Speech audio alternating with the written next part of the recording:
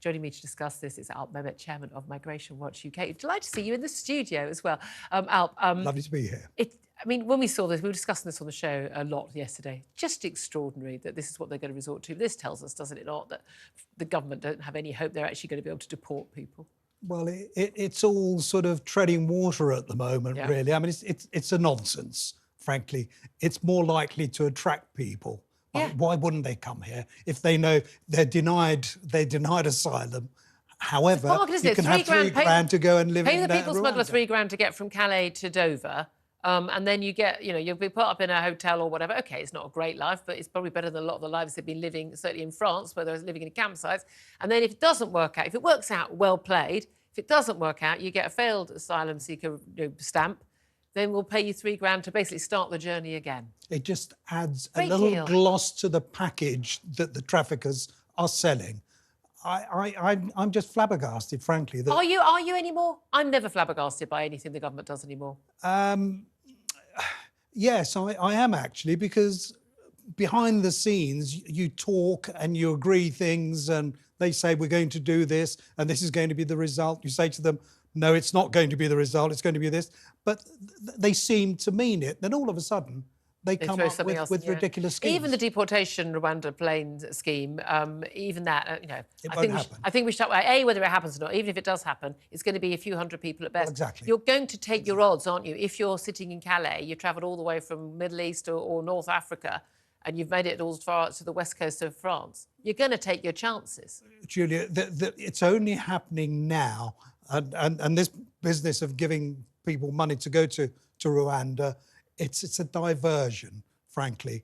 It's absolute nonsense, as the Rwanda scheme seems to have become. It's a diversion from the real problem, which is legal migration. And this is something you've been talking about at Migration Watch UK for many, many years, illegal and legal migration. And I think most people were absolutely stunned when we discovered the huge numbers that have been coming to this country in the last couple of years. Migration Watch UK has a very good record of predicting the numbers, far better than the official bodies do. Well, of course, because we've had a lot more experience than some of the people, both ministers and officials, frankly.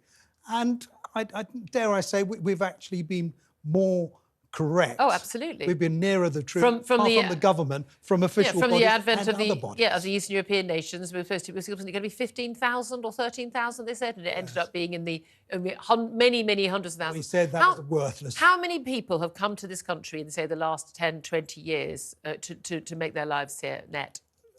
Let me just put it all in a little paragraph, if I may, Julia. The fact is that over 20 years we had a 7 million increase in our population, the result of immigration.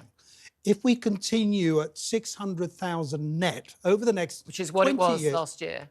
Well, it was actually more than that, but if it comes down a bit to 600,000, then we're talking about 20 million people added to our population by the mid-2040s.